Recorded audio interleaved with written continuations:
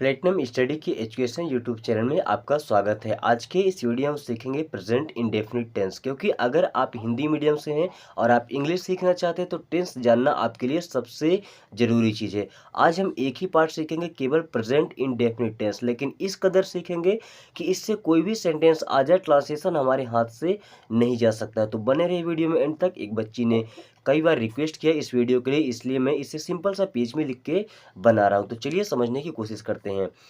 तो present indefinite tense, present का मतलब होता है वर्तमान एंड इंडेफिनिट का मतलब होता है अनिश्चित। वर्तमान में काम चल रहा हो लेकिन टाइम डिफाइन नहीं होता है। अब पहचान कैसे करेंगे? उस सेंटेंस के लास्ट में लिखा रहेगा ता है, ती है, ते हो या ते हैं। एग्जाम्पल से समझेंगे इन सभी वर्ड्स को लेकर के सेंटेंसेस में यूज करके और ट्रांसलेट करके, तो ढंग से समझ आएगा। जैसे मैंने हिंदी में एक सेंटेंस लिया है, राम आम खाता है। अब समझिए कि हिंदी और इंग्लिश से फ़र्क क्या होता है। हिंदी में पहले सब्जेक्ट आता है, फिर ऑब्जेक्ट और फिर आता है वर्ब। आप बोलेंगे सब्जेक्ट किसे कहते हैं?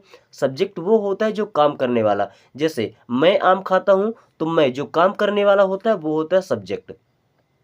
फिर ऑब्जेक्ट क्या होता है? ऑब्जेक्ट मतलब जिस पर काम कर रहा हूँ। जैसे मैं पेन से लिखता हूँ, तो मैं किससे लिख रहा हूँ? पेन से लिख रहा हूँ। तो मैं क्या खा रहा हूँ? आम। तो आम हो गया ऑब्जेक्ट। अब वर्ब क्या होता है? वर्ब होता है एक्शन वर्ड, जो मैं काम कर रहा हूं उसे डिफाइन करता है वर्ब। यानी कि सब्जेक्ट हो गया काम करने वाला, ऑब्जेक्ट जिस पर काम किया जा रहा है, एंड वर्ब हो गया जो हम काम कर रहे हैं।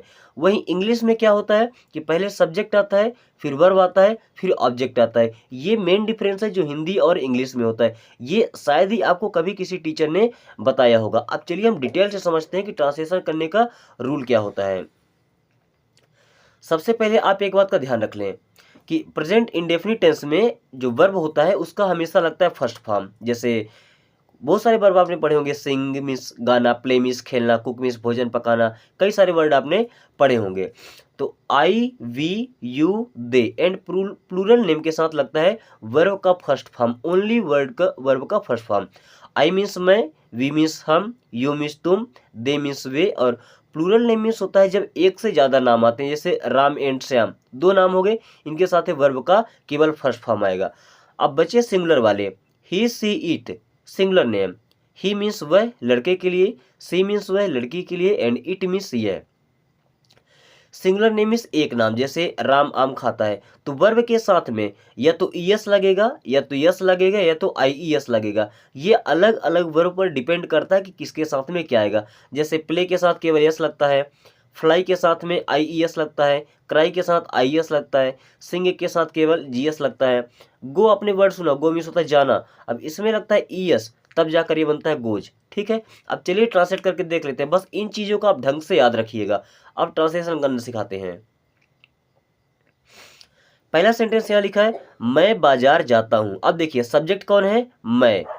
ऑब्जेक्ट क्या है? बाजार, जहां हम जा रहे हैं। वर्ब क्या है? जाना। तो अब पहले इंग्लिश में लिखना है सब्जेक्ट। सब्जेक्ट कौन है? मैं मीन्स होता है आई। ठीक है, अब काम क्या कर रहा हूं? वर्ब क्या है? जा रहा हूं, तो लगेगा गो। हमने सिखाया है कि I, we, you, they and plural name के साथ में केवल सिंगल वर्ब लगता है। तो आई गो यहाँ तक सही हो गया। अब कहाँ जा रहे हैं? बाजार। अब कहीं जाने के लिए ना हमेशा टू लगा दिया करते हैं। ठीक है, अब बाजार को इंग्लिश से बोलते हैं मार्केट। क्या बोलते हैं? Market. I go to market, ये हमारा कंप्लीट ट्रांसलेशन हो गया। बच्चों आज की वीडियो अगर आप कंप्लीट देख लेते हैं तो प्रेजेंट इंडेफिनिट का कोई भी सेंटेंस आपसे ट्रांसलेशन किए बिना नहीं रहेगा, यानी कि हर सेंटेंस आपसे बन जाएगा। अगला लिखा है, हम विद्यालय जाते हैं। हमको इंग्लिश से बोलते हैं वी। क्या बोलते हैं? वी। काम हो रहा है जाने का, तो फिर से लगाएंगे गो। वी के साथ में केवल वर्ब ही लगता है। अब गो के साथ हमेशा टू आता है। कहाँ जा रहे हैं? विद्यालय। विद्यालय को बोलते हैं स्कूल। क्या बोलते हैं? स्कूल। और ये जो बिंदी लगाते हैं ना, ये बिंदी का मतलब होता है फुल स्टॉप।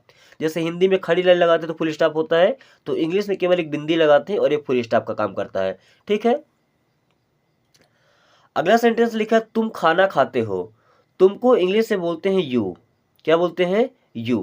काम क्या कर रहा है? खाता है। अब खाता है को बोलते हैं ईट। क्या बोलते हैं? ईट। इनके साथ भी यस ईएस कुछ नहीं आएगा। क्या खा रहा है? खाना। इस खाने को बोलते हैं फूड। क्या बोलते हैं? फूड। यू ईट फूड, तुम खाना खाते हो। Translation complete. वे किताब पढ़ते हैं। वे को इंग्लिश से बोलते हैं दे।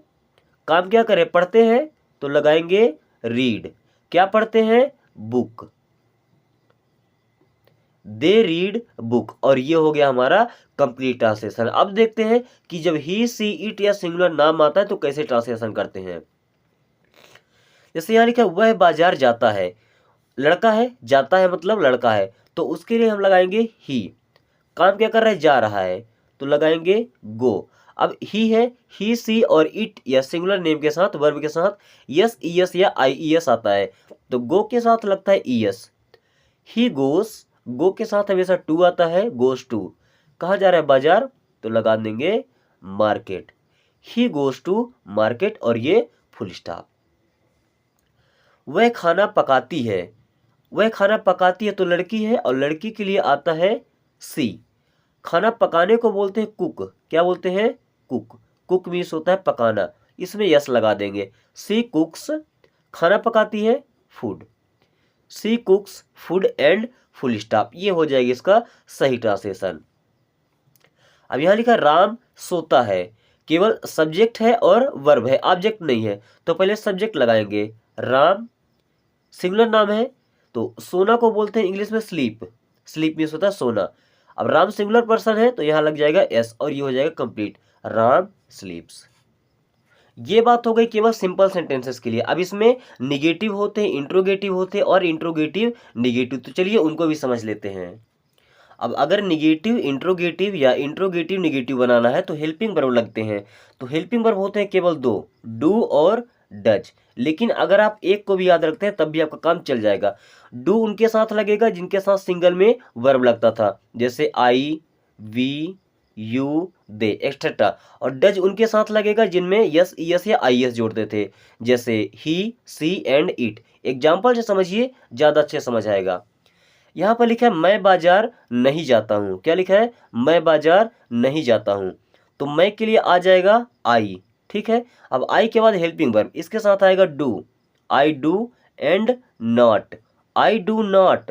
अब क्या कर रहा है? बाजार जाने की बात कर रहा है, तो हो जाएगा गो, आई डू नॉट गो। कहाँ जाने की बात कर रहा है? बाजार। गो के बाद हमेशा आता है टू, अब यहाँ लगा दे बाजार के लिए market, I do not go to market. इस प्रकार से इसका हम ट्रांसलेशन कर लेंगे। अब जैसे यहाँ लिखा है वह नहीं रोता है, रोता है मतलब लड़का है, तो यहाँ पे लगाएंगे ही के साथ आएगा डज, ही डज नॉट। रोना को बोलते हैं weep, he does not weep. अब देखिए, वीप के साथ में यस हमने नहीं लगाया, क्यों नहीं लगाया? क्योंकि जो यस लगना था वो यहाँ पे डज में लग चुका है। डू होता तो यस यहीं पे लग चुका है, तो इसलिए वर्ब में अब हम नहीं लगाते हैं, कोई भी वर्ड आएगा। अब जैसे देखिए यहाँ लिखा है वह नहीं पढ़ती है, नहीं पढ़ती है मतलब लड़की है, तो इसको बोलेंगे सी।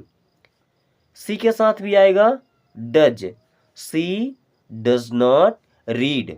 रीड मीन्स होता है पढ़ना, she does not read. Read में भी हमने यस, ईएस या आईएस नहीं लगाया क्योंकि यहाँ पे लग चुका है।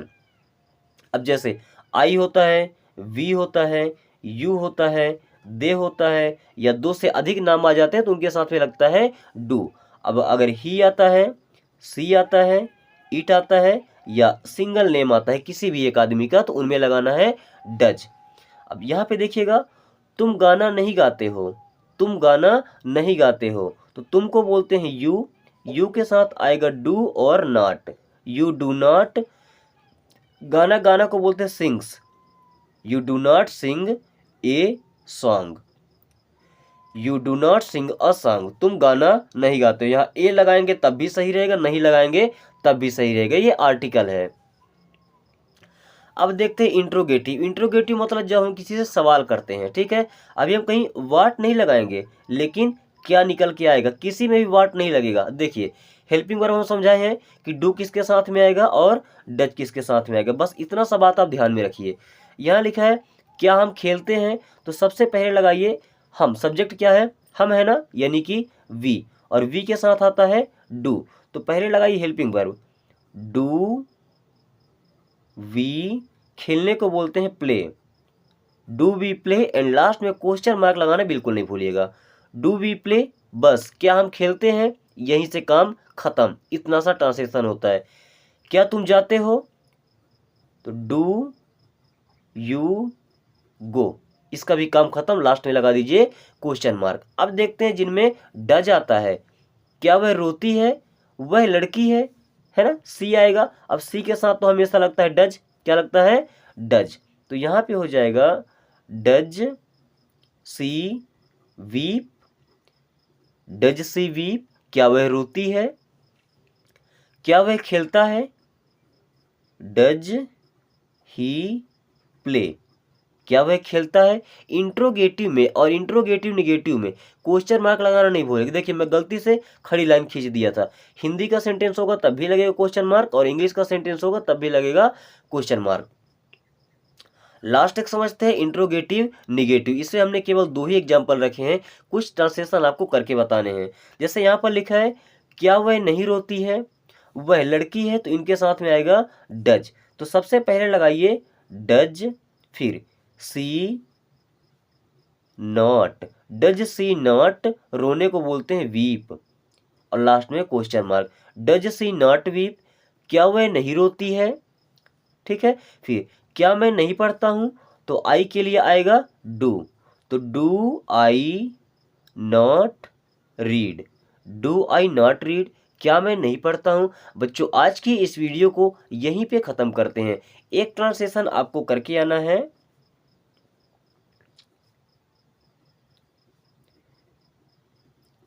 क्या वह खाना पकाती है, इसका ट्रांसलेशन करके आपको कमेंट करना है। अगर अभी भी कहीं पर आपको डाउट है, आप बेफिक्र होकर के कमेंट करके पूछ सकते हैं। थैंक्स फॉर वॉचिंग, मिलेंगे नेक्स्ट पार्ट में, टेक केयर।